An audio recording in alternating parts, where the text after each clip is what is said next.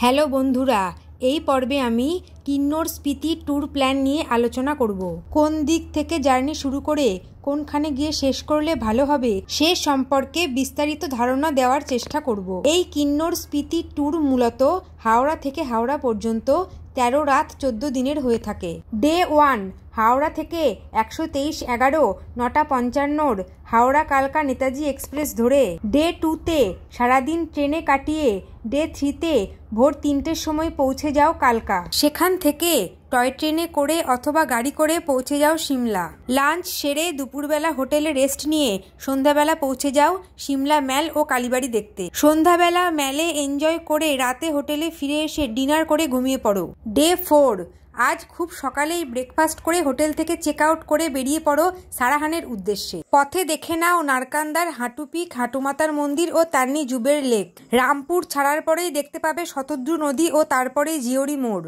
জিওরি মোড় হলো এমন একটি জায়গা যেখান থেকে চণ্ডীগড়, সারাহান ও কল্পা যাওয়ার রাস্তা ভাগ হয়ে গিয়েছে। সিমলা থেকে 123 কিলোমিটার দূরত্ব অতিক্রম করে বিকেল নাগাদ পৌঁছে যাও সারাহান। বিকেলে হোটেলে চেক ইন করে সন্ধ্যাবেলা চলে যাও ভীমাকালী মন্দিরের সন্ধ্যারতি দেখবার জন্য।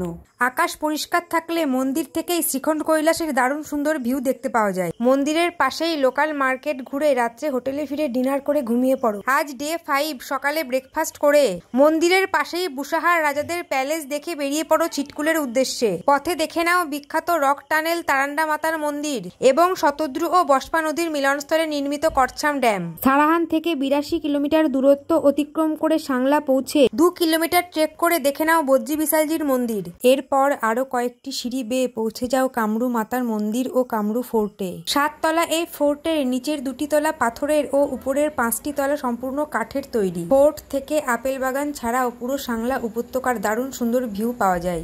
এরপর সাংলা বাসস্ট্যান্ডে নেমে এসে লাঞ্চ করে বেরিয়ে পড়ো ছিটকুলের উদ্দেশ্যে। সাংলা থেকে ছিটকুলের দূরত্ব 23 কিলোমিটার, সময় লাগবে 1 ঘন্টা মতো। এ পথে দেখে নাও আরেকটি সুন্দর পাহাড়ি গ্রাম রকছাম। এ পথে সর্বক্ষণের সঙ্গী হবে বস্পা নদী। তবে অনেক পর্যটক ছিটকুলে না থেকে সাংলা ও রকছামে থাকতেও পছন্দ করে। সন্ধেবেলা হোটেল বা টেন্টে পৌঁছে ডিনার করে ঘুমিয়ে পড়ো। ডে 6 খুব সকালে ঘুম থেকে উঠে পায়ে হেঁটে ছিটকুল গ্রামের সৌন্দর্য কিছুটা ঘুরে দেখে চলে যাও বস্পা নদীর তীরে কিছুক্ষণ সময় কাটাতে। ছিটকুলকে বলা হয় ভারতের শেষ গ্রাম, কারণ এর খুব কাছে রয়েছে চীন সীমান্ত। হাতে সময় থাকলে মাত্র 2 কিলোমিটার দূরে মিলিটারিদের চেকপোস্ট থেকেও ঘুরে আসতে পারো। এরপর হোটেলে ফিরে এসে ব্রেকফাস্ট করে বেরিয়ে পড়ো কল্পার উদ্দেশ্যে। ছিটকুল থেকে কল্পার দূরত্ব 60 কিলোমিটার। পথে পড়বে রেকংপিও শৈলশহর। কিন্নরের সদর শহর হওয়ার কারণে রেকংপিও বেশ জমজমাট। রেকংপিওর সৌন্দর্যে মুগ্ধ হবেই। আর এখানকার বিখ্যাত পাঞ্জাবি ধাবা থেকে রুটি ও মটন কষা খেতে ভুলো না। এখানকার রাস্তাঘাটে দেখতে পাবে প্রচুর সুন্দরী কিন্নরীদের। আকাশ পরিষ্কার থাকলে রেকংপিও থেকেও কিন্নর কৈলাস রেঞ্জ দারুণ সুন্দর দেখতে পাবে। এরপর রওনা দাও কল্পার উদ্দেশ্যে। দূরত্ব 3 কিলোমিটার। কল্পার হোটেলে চেক ইন করে লাগেজ রেখে পৌঁছে যাও সুইসাইড পয়েন্ট ও রোগী ভিলেজের নরনারায়ণ মন্দির দেখতে। এই মন্দির সহ রোগী ভিলেজের ঘরবাড়িগুলিতে কিন্নরী স্থাপত্যশৈলীর প্রভাব লক্ষ্য করা যায়। হোটেলে ফিরে এসে সন্ধ্যেটা নিজেদের মতো এনজয় করে ডিনার করে ঘুমিয়ে পড়ো। ডে 7 খুব ভোরে ঘুম থেকে উঠে চলে যাও হোটেলের ছাদে। আকাশ পরিষ্কার থাকলে এখান থেকেই দেখতে পাবে কিন্নর কৈলাস রেঞ্জ সহ মাউন্ট শিবলিঙ্গ। এরপর পায়ে হেঁটে কল্পার আপেল বাগান ঘুরে দেখে ব্রেকফাস্ট করে হোটেল থেকে চেক আউট করে বেরিয়ে পড়ো কল্পার বিখ্যাত চিনি গ্রামের হুবুলঙ্কার মনাস্ট্রি ও নারায়ণ নাগিন মন্দির দেখতে। এখানেই রয়েছে কল্পা প্রাথমিক ও উচ্চ বিদ্যালয়। আর প্রাথমিক বিদ্যালয়ের পিছনেই রয়েছে বিখ্যাত নারায়ণ নাগিন মন্দির। এই মন্দির চত্বর থেকে কল্পা সহ কিন্নর কৈলাস রেঞ্জের দারুণ ভিউ পাওয়া যায়।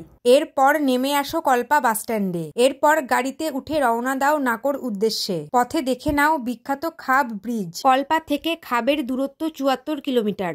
তিব্বতের মানস সরোবরের কাছে রাক্ষসতাল থেকে বয়ে আসা শতদ্রু নদী ও স্পিতি থেকে বয়ে আসা স্পিতি নদীর মিলনস্থল এই খাব। এখানেই পাহাড় কেটে অদ্ভুতভাবে তার মধ্যে দিয়ে রাস্তা বানানো হয়েছে। খাব থেকে নাকোর দূরত্ব মাত্র 26 কিলোমিটার, সময় লাগবে 1 ঘন্টা। পথে মালিং নালা দেখে বিকেলের দিকে পৌঁছে যাও নাকো। নাকো প্রাইমারি ও হাই স্কুল একদম পাশাপাশি। এগুলি দেখে হোটেল বা হোমস্টেতে পৌঁছে ডিনার করে ঘুমিয়ে পড়ো। আজ ডে 8 খুব সকালে ঘুম থেকে উঠে হোমস্টে বা হোটেলের ব্যালকনি থেকেই দেখে নাও নাকো গ্রামের ভিউ। এরপর ব্রেকফাস্ট করে হোটেল থেকে চেক আউট করে গাড়িতে লাগেজ তুলে চলে যাও নাকো মনাস্ট্রি ও লেক দেখতে। লেকের জলের রং এক এক দিক থেকে এক এক রকম, কোথাও বা নীল, কোথাও বা পান্না সবুজ। রুক্ষ পাহাড়ের প্রতিফলন লেকের জলে এসে পড়ে এক অদ্ভুত সুন্দর মায়াবী পরিবেশ সৃষ্টি করে এখানে। এরপর গাড়ি ছেড়ে রওনা দাও ধাঙ্কারের উদ্দেশ্যে। পথে দেখে নাও গিউ মমি ও হিমালয়ের অজন্তা টাবো মনাস্ট্রি। সুমডো চেকপোস্ট পার করে 47 কিলোমিটার দূরত্ব অতিক্রম করে পৌঁছে যাও প্রায় 500 বছরের পুরনো গিউ মমি দেখতে। এর পাশেই রয়েছে গিউ মনাস্ট্রি। গিউ গ্রামের খুব কাছেই রয়েছে চীন তিব্বত সীমান্ত ও পাহাড়ের উপর ভারতীয় সেনাবাহিনীর বাংকার। এরপর গাড়ি ছেড়ে রওনা দাও গিউ থেকে টাবোর দিকে, দূরত্ব 33 কিলোমিটার। আর যেহেতু তোমরা সুমডো চেকপোস্ট পার করে কিন্নর ছেড়ে স্পিতি অঞ্চলে প্রবেশ করেছো, তাই এ পথের সর্বক্ষণের সঙ্গী হবে স্পিতি নদী। টাবো পৌঁছে লাঞ্চ সেরে দেখে নাও টাবো নতুন ও পুরনো মনাস্ট্রি। ন্যাড়া পাহাড়ের কোলে এই চোরথেন সকলকে মুগ্ধ করে। প্রায় 1000 বছরের বেশি পুরনো টাবো পুরনো মনাস্ট্রিতে রয়েছে তৎকালীন ভেষজ রং দিয়ে আঁকা নানা ছবি ও পুঁথি। এই পুরনো মনাস্ট্রির জন্যই টাবোকে হিমালয়ের অজন্তা বলা হয়। এরপর গাড়ি ছেড়ে 31 কিলোমিটার দূরত্ব অতিক্রম করে পৌঁছে যাও ধাঙ্কারে। ধাঙ্কার পৌঁছে হোটেলে চেক ইন করে লাগেজ রেখে পায়ে হেঁটে দেখে নাও ধাঙ্কার নতুন ও পুরনো মনাস্ট্রি। ধাঙ্কার লেক দেখতে যাওয়ার ইচ্ছা থাকলে গাইড রাতেই ঠিক করে রাখো। হোটেলে ফিরে ডিনার করে ঘুমিয়ে পড়ো। আজ ডে 9। খুব ভোরে ঘুম থেকে উঠে গাইডকে সঙ্গে নিয়ে কম বেশি 2 কিলোমিটার ট্রেক করে চলে যাও ধাঙ্কার লেক দেখতে। ফিরে এসে দেখে নাও ধাঙ্কার ফোর্টের ধ্বংসাবশেষ। এরপর ধাঙ্কার থেকে লালুং গ্রামের লালুং মনাস্ট্রি দেখে পৌঁছে যাও মুদ ভিলেজে।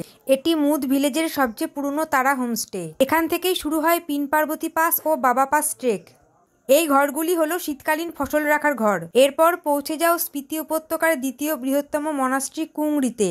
আমরা যেদিন সেখানে গিয়েছিলাম সেদিন লামাদের গ্রীষ্ম শেষের উৎসব পালন করা হচ্ছিল। এরপর আত্মার্গ ব্রিজ ক্রস করে বিকেল নাগাদ পৌঁছে যাও কাজা মার্কেট ঘুরে চলে যাও কাজা মনাস্ট্রিতে। মনাস্ট্রির ভিতরে লামাদের থাকার ঘরও রয়েছে।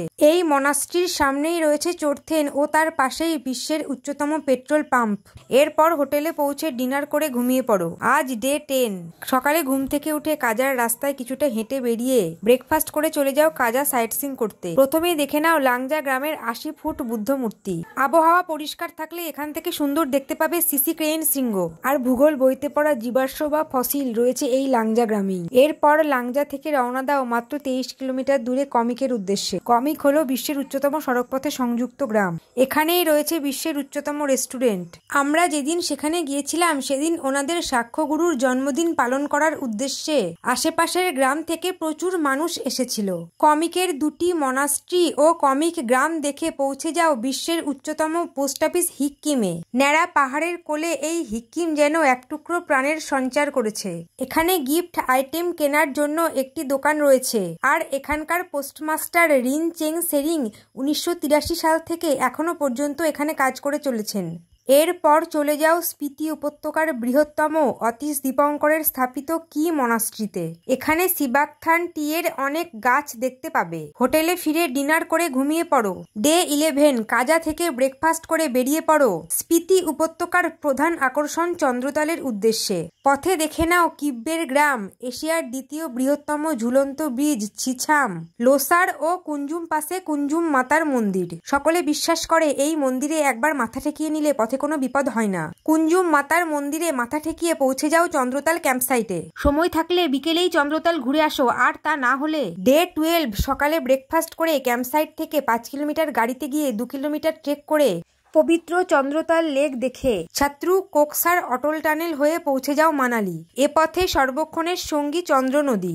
সন্ধ্যাবেলা মানালির ম্যাল এনজয় করে কেনাকাটা করে হোটেলে ফিরে ডিনার সেরে ঘুমিয়ে পড়ো। ডে 13। সকালে ঘুম থেকে উঠে মানালির ম্যাল ও বিয়াস নদীর আশেপাশে একটু ঘুরে হোটেলে এসে ব্রেকফাস্ট করে বেরিয়ে পড়ো চণ্ডীগড়ের উদ্দেশ্যে। হাতে সময় থাকলে দেখে নিতে পারো কুলুর শাল ফ্যাক্টরি। সন্ধেবেলা চণ্ডীগড় পৌঁছে যাবে। এরপর রাত 1:25-এর 123-12 কালকা হাওড়া নেতাজি এক্সপ্রেস ধরে সারা দিন রাত ট্রেনে কাটিয়ে পরের দিন সকালবেলা পৌঁছে যাও হাওড়া। এইভাবে প্ল্যান করে ঘুরলে কিন্নর স্পিতি ট্যুর খুব সুন্দরভাবে কমপ্লিট করতে পারবে। হিমাচল পরিবহনের বাস পৌঁছে যায় হিমাচলের প্রত্যন্ত গ্রামেও। তাই গ্রুপে মেম্বার কম থাকলে বাসে করেও এই ট্যুরটি করা সম্ভব, তবে সেক্ষেত্রে সময় আরেকটু বেশি লাগবে। খুব তাড়াতাড়ি দেখা হচ্ছে পরের ভিডিওতে। সকলে ভালো থেকো, টাটা।